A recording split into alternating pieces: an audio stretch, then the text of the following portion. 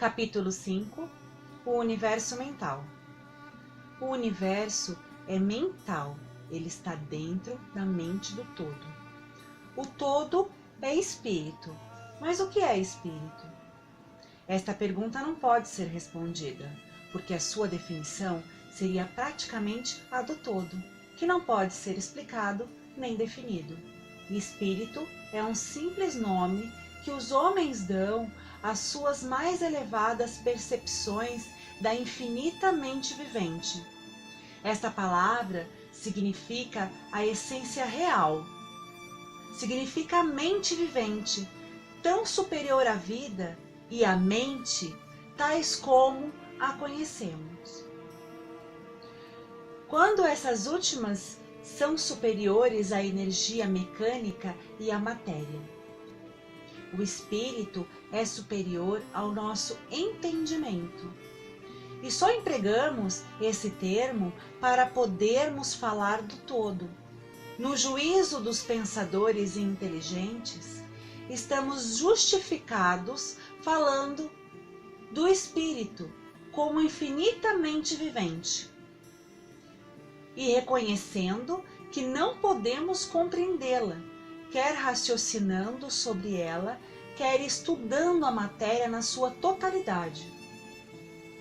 Façamos agora uma consideração sobre a natureza do universo, quer no seu todo, quer nas suas partes. Que é o universo?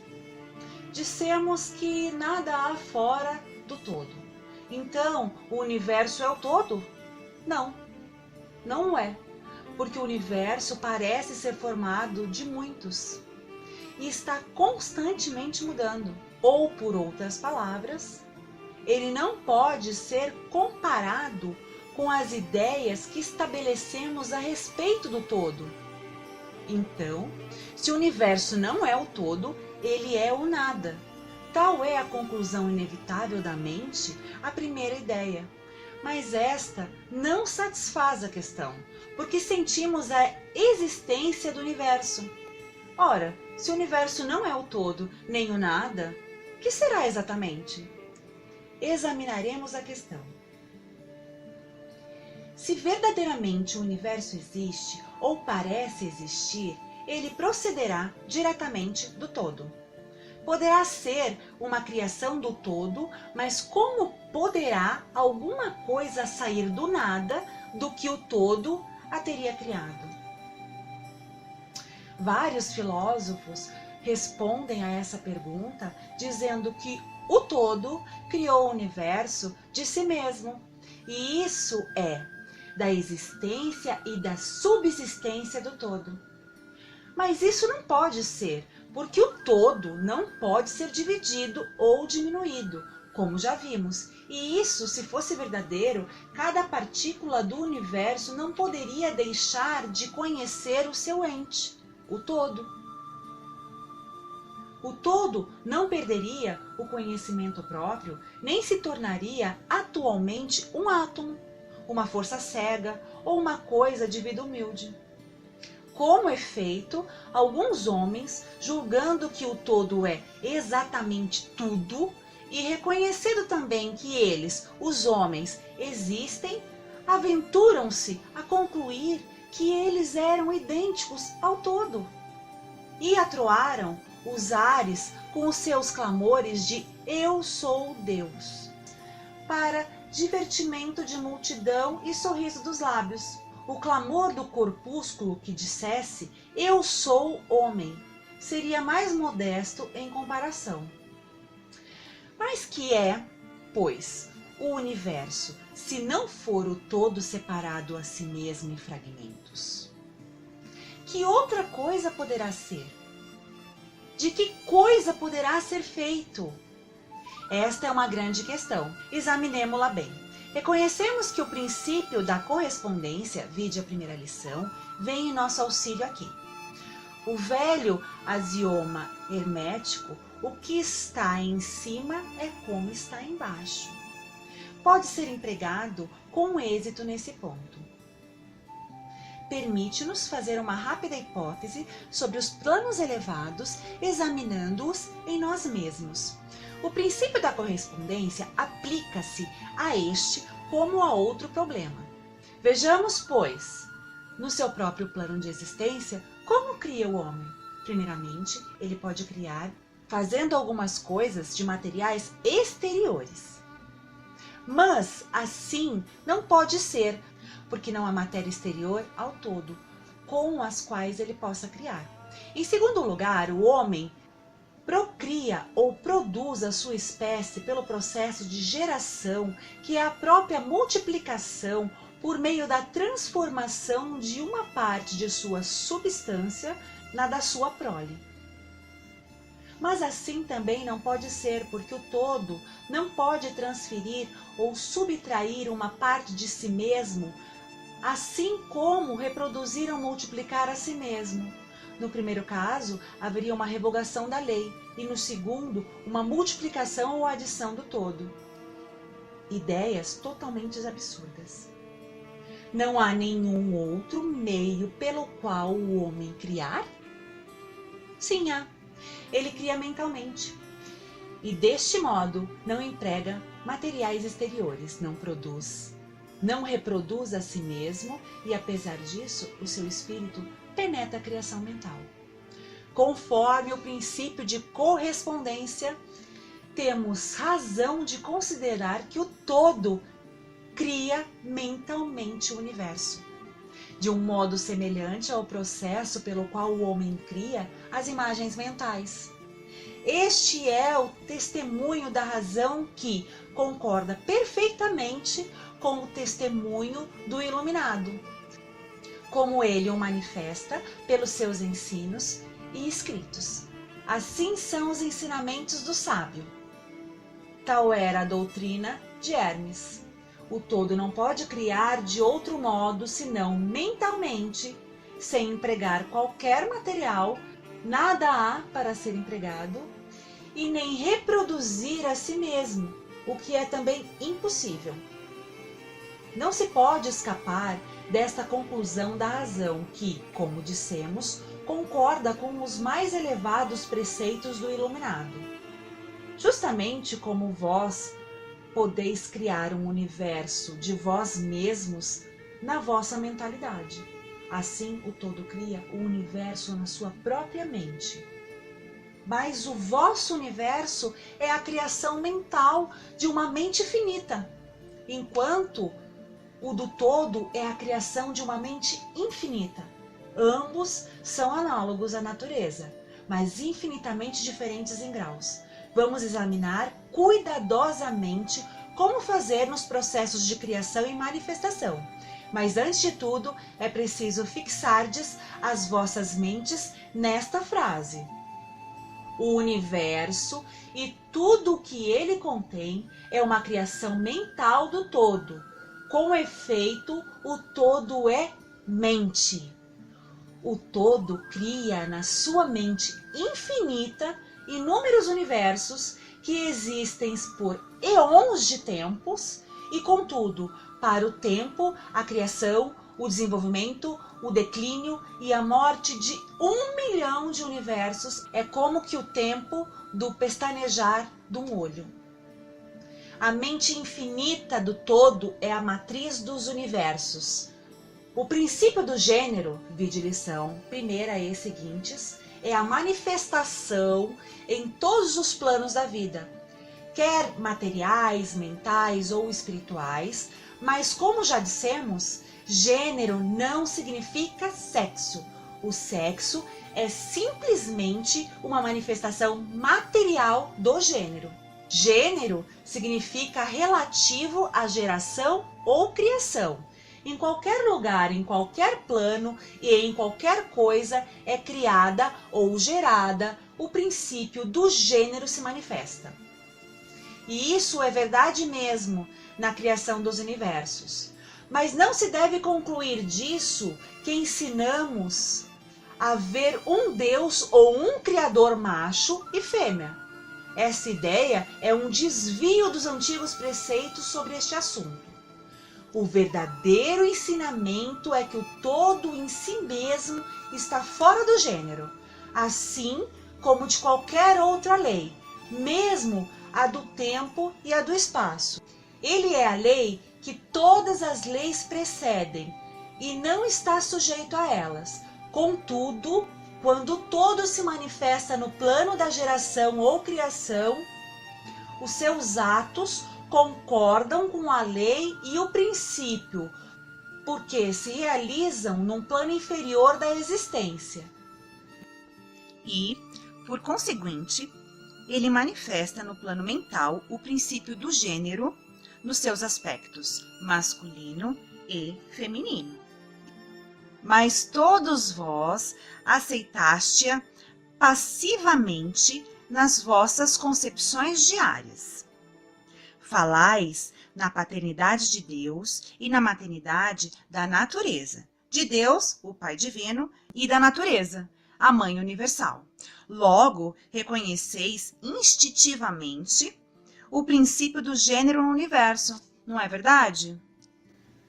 Mas a doutrina hermética não exprime uma dualidade real. O todo é um. Os dois aspectos são simplesmente aspectos de manifestação. O ensinamento é que o princípio masculino manifestado pelo todo só impede a destruição da concepção atual do universo. Ele projeta o seu desejo no princípio feminino, que se chama natureza, ao mesmo tempo que este último começa a obra atual da evolução do universo. Desde os simples centros de atividade até o homem, e subindo cada vez mais de acordo com as bem estabelecidas leis da natureza, se dais preferência aos velhos modos de expressão, podeis considerar o princípio masculino como Deus, o Pai, e o princípio feminino como a natureza, a Mãe Universal, em cuja matriz todas as coisas foram geradas. Isso é simplesmente uma ficção poética da linguagem. É uma ideia do processo atual da criação do universo, mas é preciso não esquecer que o todo é um e que o todo é gerado, criado e existe na sua mente infinita. Isso vos permitirá fazer uma ideia de vós mesmos, se quiserdes aplicar a lei da correspondência à vossa própria mente e a vós mesmos. Sabeis que a parte de vós que chamais de eu, em certo sentido, sustenta e prova a criação de imagens mentais em vossa própria mente. A parte de vossa mente que é realizada a geração mental pode ser chamada o eu inferior, distinto do eu que sustenta e examina os pensamentos, as ideias e as imagens do eu inferior. Reparai bem que o que está em cima é como está embaixo. E que os fenômenos de um plano podem ser empregados na solução dos enigmas de planos superiores ou inferiores. Será para admirar que vós, os filhos, sintais esta instintiva referência pelo todo, sentimento que chamamos de religião, esta reverência e este respeito para com a mente pai? Será para admirar que, ao considerar as obras e as maravilhas da natureza, fiqueis dominado por um grande sentimento que tem sua origem fora do vosso íntimo ser? E a mente mãe, que vos estreita, como a mãe estreita seu filho ao seio? Não deveis cometer o erro de crer que o pequeno mundo que vedes ao redor de vós, a terra, que é simplesmente um grão de areia em comparação ao universo, seja o próprio universo. Existem milhões de mundos semelhantes e maiores. Há milhões e milhões de universos iguais em existência dentro da mente infinita do todo. E mesmo no nosso pequeno sistema solar, e planos de vidas mais elevados que o nosso, e entes em comparações aos quais nós, míseros mortais, somos como as viçosas formas viventes que habitam no fundo do oceano, comparadas ao homem. Há entes com poderes e atributos superiores aos que o homem sonhou ser possuído pelos deuses. Não obstante, estes entes foram como vós, e ainda inferiores, e como o tempo, vós podereis ser como eles, ou superior a eles, porque, como diz o iluminado, tal é o destino do homem. A morte não é real, ainda mesmo no sentido relativo. Ela é simplesmente o nascimento a uma nova vida, e continuareis sempre de planos elevados de vida a outros mais elevados por eons e eons de tempo. O universo é vossa habitação, e estudareis os seus mais distantes, esses antes do fim do tempo. Resides na mente infinita do todo, e as vossas potencialidades e oportunidades são infinitas, mas somente no tempo e no espaço. E no fim do grande ciclo de eons, o todo recolherá em si todas as suas criações. Porém, vós continuareis alegremente a vossa jornada, porque então querereis preparar-vos para conhecer a verdade total da existência em unidade com o todo. E quando estiverdes na metade do caminho, estareis calmo e sereno, sois seguro e protegido pelo poder infinito da mente-mãe. Dentro da mente, pai, mãe, o filho mortal está na sua morada. Não há nenhum órfão de pai e mãe no universo.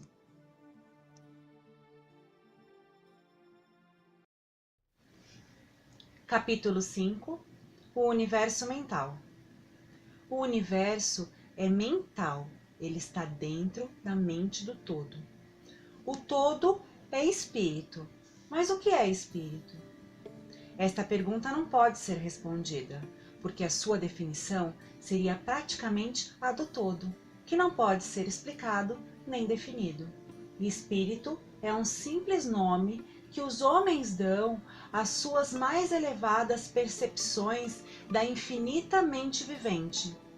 Esta palavra significa a essência real, significa a mente vivente, tão superior à vida e à mente, tais como a conhecemos. Quando essas últimas são superiores à energia mecânica e à matéria. O espírito é superior ao nosso entendimento. E só empregamos esse termo para podermos falar do todo. No juízo dos pensadores e inteligentes, estamos justificados falando do espírito como infinitamente vivente e reconhecendo que não podemos compreendê-la, quer raciocinando sobre ela, quer estudando a matéria na sua totalidade. Façamos agora uma consideração sobre a natureza do universo, quer no seu todo, quer nas suas partes. O que é o universo? Dissemos que nada há fora do todo. Então, o universo é o todo? Não, não é, porque o universo parece ser formado de muitos e está constantemente mudando. Ou, por outras palavras, ele não pode ser comparado com as ideias que estabelecemos a respeito do todo. Então, se o universo não é o todo, ele é o nada. Tal é a conclusão inevitável da mente à primeira ideia. Mas esta não satisfaz a questão, porque sentimos a existência do universo. Ora, se o universo não é o todo, nem o nada, que será exatamente? Examinaremos a questão. Se verdadeiramente o universo existe ou parece existir, ele procederá diretamente do todo. Poderá ser uma criação do todo, mas como poderá alguma coisa sair do nada do que o todo a teria criado? Vários filósofos respondem a essa pergunta dizendo que o todo criou o universo de si mesmo, e isso é da existência e da subsistência do todo. Mas isso não pode ser, porque o todo não pode ser dividido ou diminuído, como já vimos. E isso, se fosse verdadeiro, cada partícula do universo não poderia deixar de conhecer o seu ente, o todo. O todo não perderia o conhecimento próprio, nem se tornaria atualmente um átomo, uma força cega ou uma coisa de vida humilde. Como efeito, alguns homens, julgando que o todo é exatamente tudo e reconhecendo também que eles, os homens, existem, aventuram-se a concluir que eles eram idênticos ao todo e atroaram os ares com os seus clamores de "Eu sou Deus", para divertimento da multidão e o sorriso dos sábios. O clamor do corpúsculo que dissesse "Eu sou homem" seria mais modesto em comparação. Mas que é, pois, o universo, se não for o todo separado a si mesmo em fragmentos? Que outra coisa poderá ser? De que coisa poderá ser feito? Esta é uma grande questão. Examinemo-la bem. Reconhecemos que o princípio da correspondência, vide a primeira lição, vem em nosso auxílio aqui. O velho axioma hermético, o que está em cima é como está embaixo, pode ser empregado com êxito nesse ponto. Permite-nos fazer uma rápida hipótese sobre os planos elevados, examinando-os em nós mesmos. O princípio da correspondência aplica-se a este como a outro problema. Vejamos, pois, no seu próprio plano de existência, como cria o homem. Primeiramente, ele pode criar fazendo algumas coisas de materiais interiores. Fazendo algumas coisas de materiais exteriores. Mas assim não pode ser, porque não há matéria exterior ao todo, com as quais ele possa criar. Em segundo lugar, o homem procria ou produz a sua espécie pelo processo de geração, que é a própria multiplicação por meio da transformação de uma parte de sua substância na da sua prole. Mas assim também não pode ser, porque o todo não pode transferir ou subtrair uma parte de si mesmo, assim como reproduzir ou multiplicar a si mesmo. No primeiro caso, haveria uma revogação da lei, e no segundo, uma multiplicação ou adição do todo. Ideias totalmente absurdas. Não há nenhum outro meio pelo qual o homem criar? Sim, há. Ele cria mentalmente. E deste modo não emprega materiais exteriores, não produz, não reproduz a si mesmo e, apesar disso, o seu espírito penetra a criação mental. Conforme o princípio de correspondência, temos razão de considerar que o todo cria mentalmente o universo, de um modo semelhante ao processo pelo qual o homem cria as imagens mentais. Este é o testemunho da razão que concorda perfeitamente com o testemunho do iluminado, como ele o manifesta pelos seus ensinos e escritos. Assim são os ensinamentos do sábio. Tal era a doutrina de Hermes. O todo não pode criar de outro modo senão mentalmente, sem empregar qualquer material, nada há para ser empregado, e nem reproduzir a si mesmo, o que é também impossível. Não se pode escapar desta conclusão da razão que, como dissemos, concorda com os mais elevados preceitos do iluminado. Justamente como vós podeis criar um universo de vós mesmos na vossa mentalidade, assim o todo cria o universo na sua própria mente. Mas o vosso universo é a criação mental de uma mente finita, enquanto o do todo é a criação de uma mente infinita. Ambos são análogos à natureza, mas infinitamente diferentes em graus. Vamos examinar cuidadosamente como fazer nos processos de criação e manifestação. Mas antes de tudo, é preciso fixardes as vossas mentes nesta frase.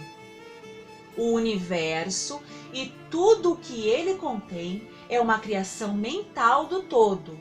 Com efeito, o todo é mente.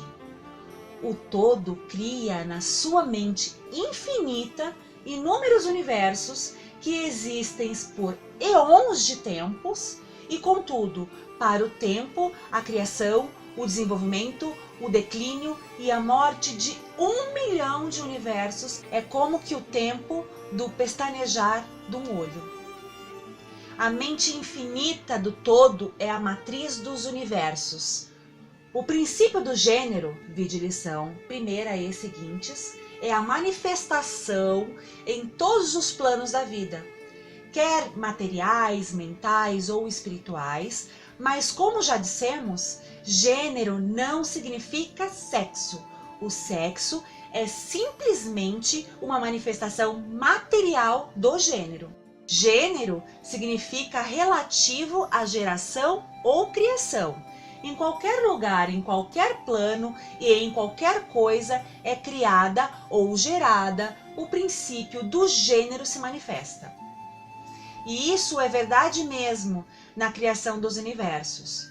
Mas não se deve concluir disso que ensinamos a ver um Deus ou um Criador macho e fêmea. Essa ideia é um desvio dos antigos preceitos sobre este assunto. O verdadeiro ensinamento é que o todo em si mesmo está fora do gênero, assim como de qualquer outra lei, mesmo a do tempo e a do espaço.